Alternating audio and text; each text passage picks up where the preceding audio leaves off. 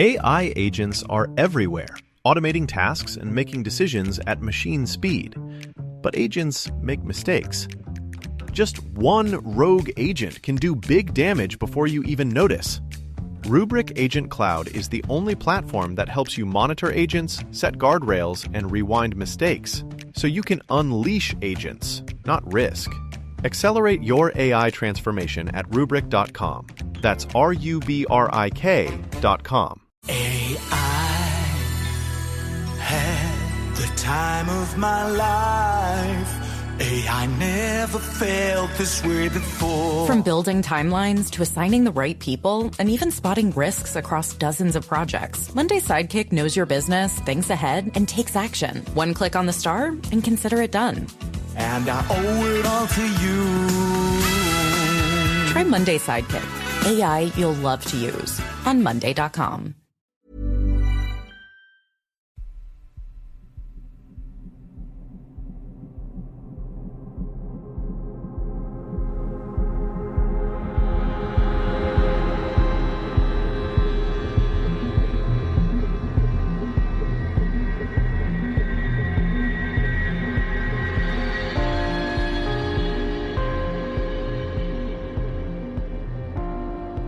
Hello and welcome to 31 Days of Terror 2025, and we are on day number 24, and I have two spooky stories for you today, and our first story comes from Robyn.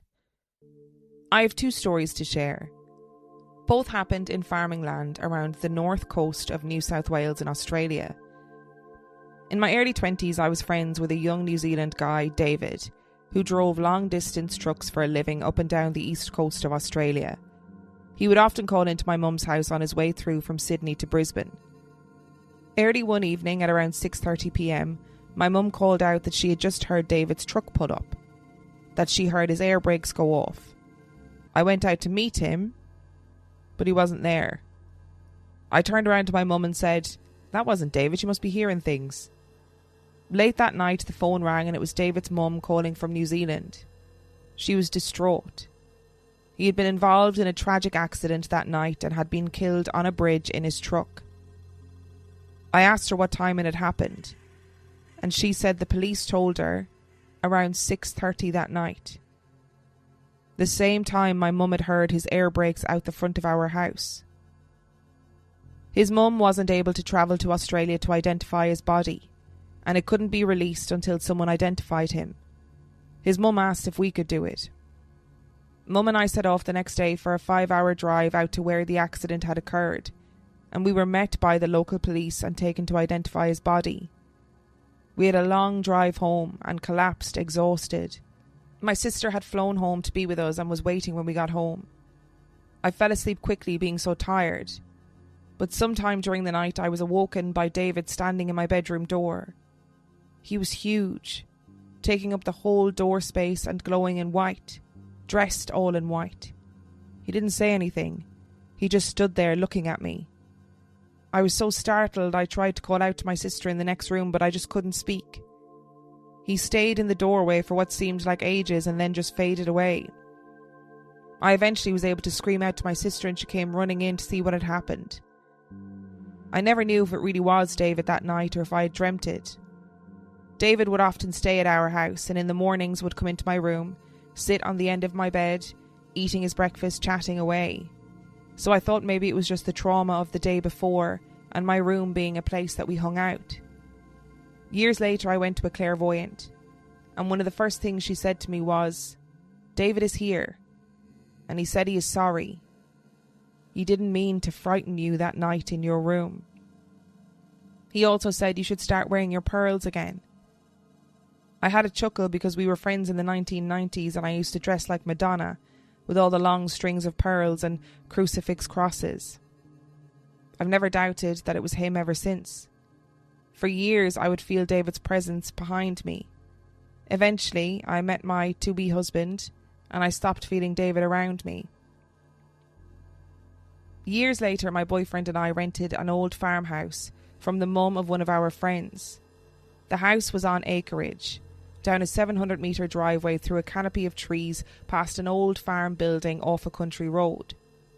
The first night we moved in, my boyfriend went to meet some friends, while I started to unpack and settle in. As I unpacked, I started to feel like someone was watching me and that they weren't happy. Our dogs started growling and barking, but there was no one else in the house. I was too scared to go outside. The house was quite isolated from other homes and I couldn't see any neighbours' properties or lights. I was terrified and sat myself backed into a corner of the living room with my dogs until my boyfriend got home hours later. I was furious with him for leaving me there by myself in this god-awful house. As the next few months passed, we had a run of bad luck. One of our dogs was taken by a snake. The water pump constantly failed and we would have no water in the house. The laundry had birds nesting in the ceiling, dropping bird lice everywhere. My boyfriend and I argued over stupid things and I had a constant feeling when I was in the house that someone was there and they were not happy with me. One day I was folding the washing. We had an old iron doorstop holding the door open that led outside. It would have to weigh 20 kilograms. The dog started barking again and then the door slammed shut, pushing the iron doorstop out of the way. There was no wind, but the door just slammed by itself. I was so unhappy. My boyfriend rang our friend's mum to say he didn't think we could stay too much longer because I wasn't happy there, and mentioned some of the weird things that had been happening. She said, "Oh, that's probably Jim. We usually get along okay. He mustn't like having another man in the house." She went on to say that when the land was first settled, there was an English couple who had bought the property and farmed the land. Isolated from any family or friends, the wife wasn't happy and had an affair with a farmer in the neighbouring plot. Eventually she packed her belongings and moved in with her lover, leaving her husband. When her husband discovered that she had gone, he went to the farm building that was still on the roadside and hung himself. The remnant of that old building still stand on the property today. Our friend's mum said that she moved into the house, which had been extended and renovated. She knew there was a presence, but it never bothered her. She did some research and discovered the story. She said he seemed quite happy when it was just her and him. She thinks having my boyfriend in the house probably really upset Jim. We ended up moving out shortly after, and as we were packing up, Jim was very upset with us, continuing to slam doors, leave cupboard doors open and upset our dogs. It took me several weeks to shake the foreboding feeling I had from the house. Oh my God, that first story is wild. And it reminds me of a story I read in a book, years ago, about a couple who had family in like America, say, right? They're living in Ireland, they have family in America. And in the middle of the night, one night, they woke up to the sound of a motorbike driving through their bedroom. Right, both of them woke up and heard it and were like, what the fuck was that? And then the next day they got a phone call to say at the same time their nephew had been killed in a motorcycle accident. Stories like that blow my mind. And it feels like obviously because life, wasn't happy, didn't feel like her life was fulfilled or whatever, and then went off with her lover. So she must have been feeling like a huge amount of emotional strain. And then her husband obviously was also feeling a huge amount of emotional strain and went and took his own life. And all that angry, seething, raging energy must have still been knocking around in the house. I mean, obviously not good for you being in the house. And I wonder if there being another couple in the house made Jim go, I know what she's going to do. She's just going to leave him. She's going to have an affair or whatever. You know what I mean? That all of his anger and resentment was kind of aimed towards you as the woman of the household. I mean, it's grim. Like, it's not very pleasant at all. Today's episode is brought to you by Uncommon Goods.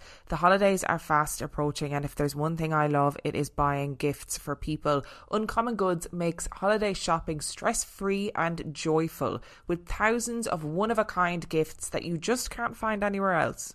One of the things I saw on Uncommon Goods that I absolutely adored was the personalised runner's medal display and PR board.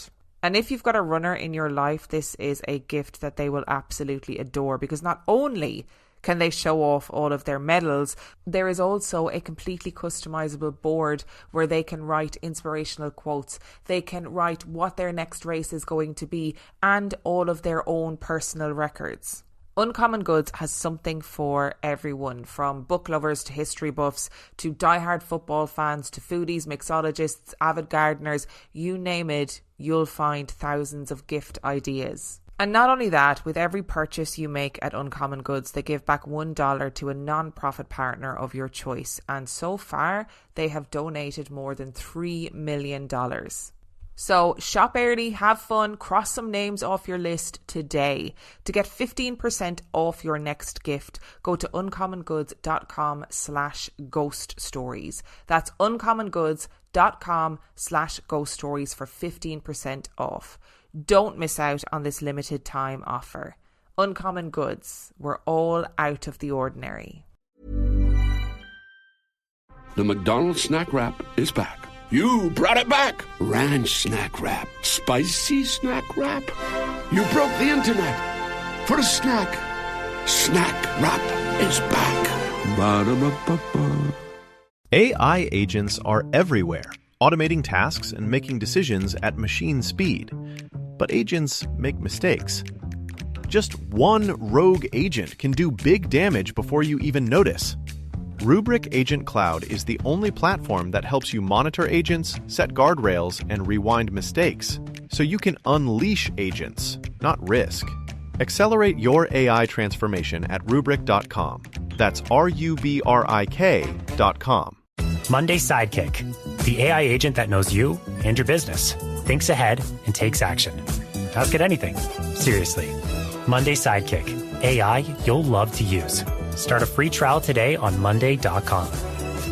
Hey, Ryan Reynolds here from Mint Mobile. Now, I don't know if you've heard, but Mint's premium wireless is $15 a month. But I'd like to offer one other perk. We have no stores. That means no small talk. Crazy weather we're having. No, it's not. It's just weather. It is an introvert's dream. Give it a try at mintmobile.com/switch. Upfront payment of $45 for 3-month plan. $15 per month equivalent required. New customer offer first 3 months only. Then full price plan options available. Taxes and fees extra. See mintmobile.com. And our second story today comes from John. I would like to preempt this story by letting you know that I'm a skeptic. I adore everything paranormal, and more than anything, I love hearing about people's spooky stories. That being said, 95% of the time, I do think there is a practical, scientific explanation that can make sense of such experiences. I'm very sorry to admit that I might have been guilty of the odd eyebrow raise, and on 1 or 2 occasions even an eye roll while listening to the mini-episodes. Terrible, I know. But it was one such mini-episode that sent a literal shiver down my spine as I was listening along last night. Episode 462, The Yellow Man. I had to pause my video game and fully lock in because of what the sender, Dan, described in that episode. The glowing figure, the overwhelming feeling of dread, the sense of being watched. That happened to me too. The only difference was, where Dan saw a yellow man, I saw red. Even though I was only a 10-year-old child at the time, I remember the date of my experience exactly. May the 11th, 2006. It was my dad's 40th birthday, and we had a big family party at our house to celebrate. Before we get into the events of that night though, I should first provide some context to the location. We lived on a new build estate in a working class ex-mining town in the north of England. Behind the house was a small, untamed, forested area with no access to the public. For decades previous, the estate and the woods behind were used for mining purposes, as was most of the local area. Not necessarily the type of place you'd expect to see ghosts. Like I said, I was 10 at the time, and I was absolutely hyped to see my cousins eat pizza and play stupid games, all whilst the adults were getting drunk and trying to ignore our shenanigans. The most exciting part for me, however, was a novelty-sized party popper that one of my aunties had bought to amuse us kids. We wanted to pull it all night, but our parents wanted us to wait until after my dad had blown out his candles. It had gotten dark by that time, and we had to pull the party cannon out the back door because there was no way we were getting that shit all over the carpet. It was glorious. Multicoloured confetti was strewn all over our back garden. Naturally, I galloped outside to collect as much of it as possible, for the anticipated confetti fight that I was about to start with my cousins. I was happily collecting my ammunition when I randomly got the feeling that someone or something was watching me. I turned to look down the alleyway that ran down the side of my house and was horrified at what I saw. A 6 to 7 foot tall glowing red figure walking down the path towards me. The only thing I can compare it to is a heat signature that had been picked up on an infrared camera. Yet rather than an indistinguishable blob, this was in the clear form of a man. Upon seeing the apparition, I completely froze and was mesmerised as it slowly, but purposefully, walked towards me. Its whole body seemed to pulse and glow as it moved. The instant I saw it, I froze. My heart just plummeted, and I was gripped by this overwhelming sense of dread. It wasn't just fear, it was certainty. A gut deep conviction that if this thing got too close, something truly awful would happen to me, just like Dan described in his encounter. I couldn't move. I couldn't scream. Just stared as it came closer and closer. Suddenly I managed to snap out of my trance and bounced back around the corner, out of sight of the alleyway and whatever creature was lurking there. I stayed there for about 5 seconds until disbelief kicked in. That didn't just happen, did it? I peeked my head back around the corner to inspect the alley, and whatever it was had completely vanished. The whole experience probably lasted about 15 seconds, but the memory will stick with me forever. Being a skeptic, I would usually just put this down to it being an elaborate dream or childhood imagination running wild. But I remember the time before the incident clearly. The party, the cake, the drunk adults getting involved in our game of hide and seek and then getting irritated by the increasingly elaborate hiding spots. And I remember after I saw him, forcing myself back into the party and trying to act like nothing had happened even though I was shaken to my core. That memory is so sharp compared to most from that age, and it has never faded. I've never seen anything like it again. Over the years, I've cycled through theories. Growing up in a religious household, I thought it was a demon, maybe even the devil. For a while, I convinced myself it was my guardian angel just to make it less terrifying. Later, I wondered if it was a ghost or some sort of alien or interdimensional being. These days, I even half joke that maybe it was a glitch in the simulation. But the truth is, I have no idea what I saw. That's why hearing Dan's story hit me so hard. The detail, the dread, the sheer wrongness of the figure. It all matched my experience so closely it gave me goosebumps. And honestly, it was weirdly comforting. For so long, I thought of that night as this bizarre, isolated event, something only I had gone through. I've done so much research on red, pulsating humanoid figures, but I've never found anyone to have had the same experience.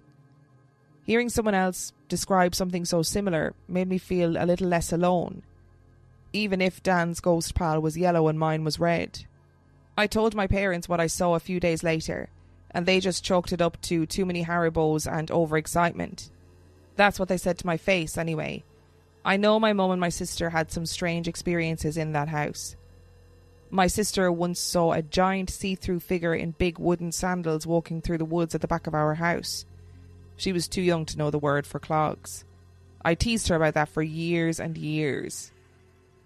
Imagine the shock I got when researching ghost sightings in the local area and found that a clog-clad ghost of a miner had been regularly seen across our town.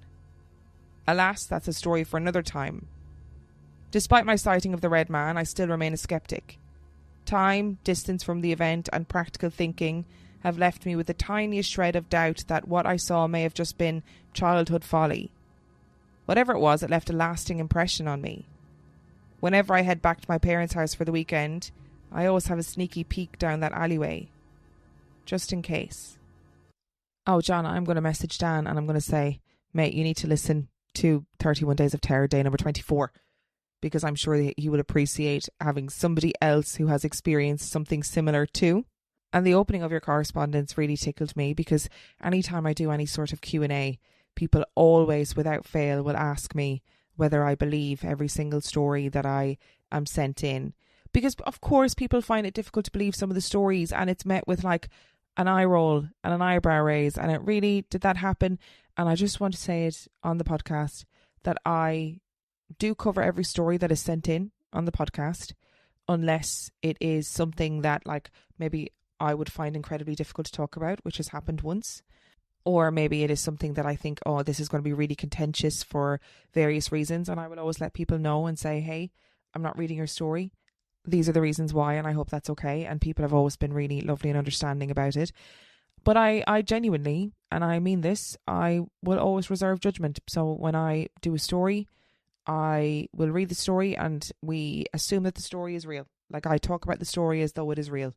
Almost like they do on No Sleep Stories on Reddit, where you engage with it as though it's real.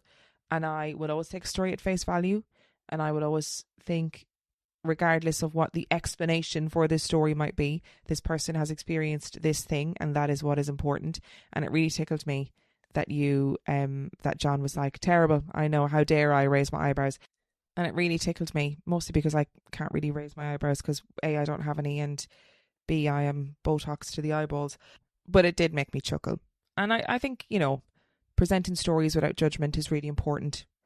It's not up to me to decide whether a story is real or true or far-fetched or whatever. That is up for you as the listener to decide. When you're listening, you can go, oh, I don't believe that. I think that's completely made up. Or you can go, oh, there's a really obvious explanation for that. It's, you know, sleep paralysis or whatever.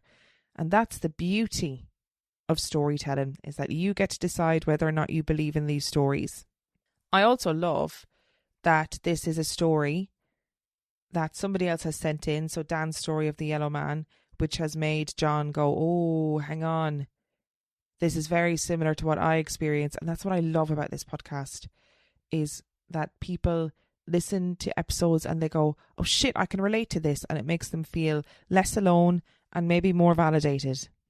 Now, I have nothing to offer by way of explanation for this story. I don't know what the heck it was that you saw. And it sounds like, you know, in Predator, when he sees the infrared people knocking around the place, that's all I can see in my head is like is what you see when you see through Predator's eyes. And I hate to say this, but maybe you were just on a place that has weird energy. Like your sister seeing the giant with wooden clogs clomping through the forest. I love that. Because of course you'd be like, well, that's ridiculous. That's so silly. And then you find out that that is a entity that has been seen around the town. I hope you messaged her and said, this is something that other people have seen, just FYI. I don't know what it means. I don't know what it means to see like a glowing figure in red. I don't know, like you said, is it like an interdimensional being? Is it an alien? Like, what is it? And it's amazing that this thing came with that overwhelming sense of, if I allow this to reach me, I am going to be harmed in some way. And I think that's incredible, that our intuition and our gut feeling and our body responds to these things in a really palpable way. And of course, over time, you go, maybe I didn't. Maybe I was, you know, maybe it was just the excitement of the party and all of the numbers from all of the sweets and blah, blah, blah. Maybe that's what happened. But in that moment, that fear was real. You know, in that moment, that sense of, oh my God, if I allow this thing to get to me, I am going to be harmed. And I think that says a lot. Thank you so much for listening to today's episode. Thank you to Robyn and John for sending in your stories. Remember, if you would like to send in your story, you can do so by emailing it to reallifeghoststoriespodcast@gmail.com. You can also check out the website reallifeghoststoriespodcast.com. And if you are desperate for some extra content, you can subscribe to the Patreon. That is patreon.com/reallifeghoststories, where for $5 a month or for $2 a month, you can get access to heaps of extra content, as well as every single main and mini episode completely ad-free. And on that note, I shall see you next time.